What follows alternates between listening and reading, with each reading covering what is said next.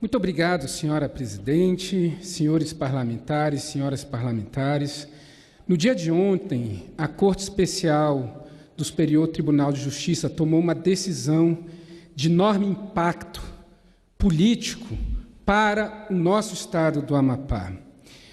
Ontem, essa Corte se reuniu para julgar um processo de 2012 contra o atual governador do meu estado do Amapá, governador Valdez Góes, acusado que foi, em 2012, pelo Ministério Público Estadual de ter cometido crime de peculato desvio ao se apropriar dos descontos efetuados em folha de pagamento dos servidores do Estado que tinham empréstimos consignados ou planos de saúde em consignação.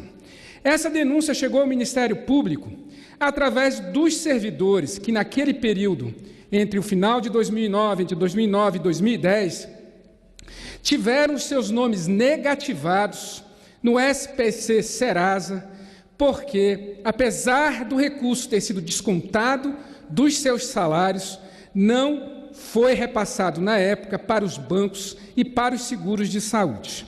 Esse desvio, de recurso dos servidores girou em torno de 69 milhões de reais e deu causa, então, esses servidores foram ao Ministério Público, denunciaram, e o Ministério Público, então, entrou com uma ação. E ontem, o Superior Tribunal de Justiça condenou, por maioria absoluta de votos, o governador Valdez Góes à prisão. Eu acho que essa é a primeira vez, eu não tenho certeza, para ser muito categórico, que um governador do Estado, no exercício do mandato, é condenado criminalmente à prisão, 6 anos e 9 meses, e pagamento de multa pelo crime do peculato desvio.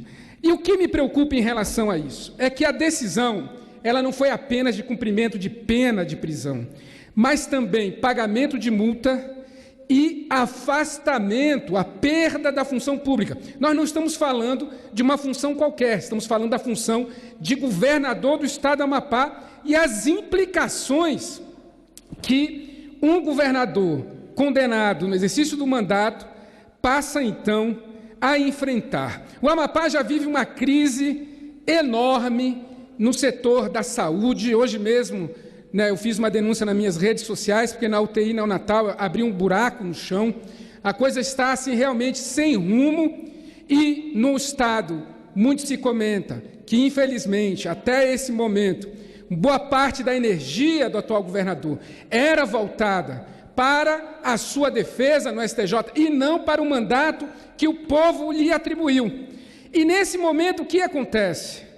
No meio desse caos enorme, que nós vivemos sem água nas torneiras, sem o direito à saúde, sem segurança pública, sem alimentação escolar de qualidade nas escolas, o governador vem e é condenado. O que isso nos preocupa, senhora presidente, é que a energia que poderia ser voltada para a solução desses problemas, certamente vai continuar e vai aumentar ainda, uma vez que o governador lançou nota, se dizendo inocente, dizendo que vai recorrer ao STF, que ao invés de concentrar todos os seus esforços para resolver os graves problemas que o Amapá vive, o que nós vamos ver, infelizmente, é mais 3 anos e alguns meses de um esforço enorme para tentar evitar as consequências dessa condenação. Eu não fico feliz de vir fazer esse discurso, eu fico triste, fico envergonhado, porque ele, ainda que eu seja oposição, é governador do meu estado. Então, eu estou solicitando à Procuradoria-Geral da República que oficie ao STJ para que antecipe a decisão de afastar do cargo o governador, para que ele possa cuidar, aí sim, da sua defesa com tranquilidade, e que, nesse caso, infelizmente, que a nossa democracia é desse jeito, o vice-governador vai assumir, a não ser que haja uma decisão superveniente de que o afastamento do governador em primeiro ano de mandato ensejaria uma nova eleição, que eu acho que seria mais justo e que o nosso partido também vai pleitear. Eu gostaria, senhora presidente, de pedir só mais um minuto para poder concluir, lendo aqui trecho dos votos dos ministros. Por exemplo, o ministro João Otávio de Noronha, presidente do STJ, falou: o crime consumou-se com a não transferência dos valores descontados na folha de pagamento dos servidores. O acusado descumpriu os termos do convênio firmado com as instituições financeiras e os servidores estão privados do benefício do consignado. Diga-se, isso foi 2009 e 2010, mas durante o mandato anterior, de 2015 a 2019, não repassou também, descontou na folha dos servidores. Faz 4 anos que os servidores do Estado do Amapá estão nas mãos dos agiotas, porque não tem mais o direito ao empréstimo consignado, que é um juros muito mais baixo, muito mais efetivo. Disse o ministro Herman Benjamin: a prova oceânica, os fatos são incontroversos, os depoimentos devastadores. Ele vai administrar de onde? Do presídio, se espantou o ministro. Aqui há uma incompatibilidade absoluta.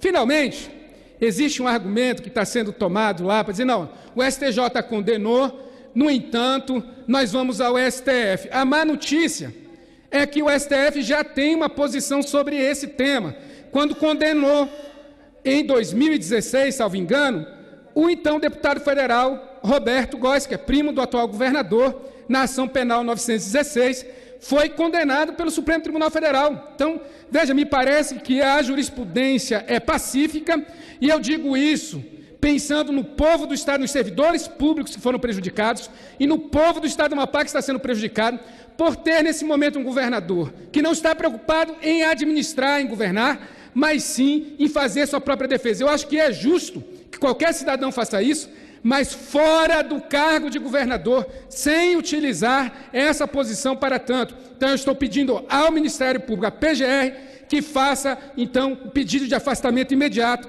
do governador. Isso me causa muita tristeza, mas eu preciso fazer essa solicitação. Peço, senhora presidente, que esse pronunciamento seja divulgado nos órgãos de comunicação da Casa. Muito obrigado, e eu lamento pelo meu pobre Estado do Amapá. Esta presidência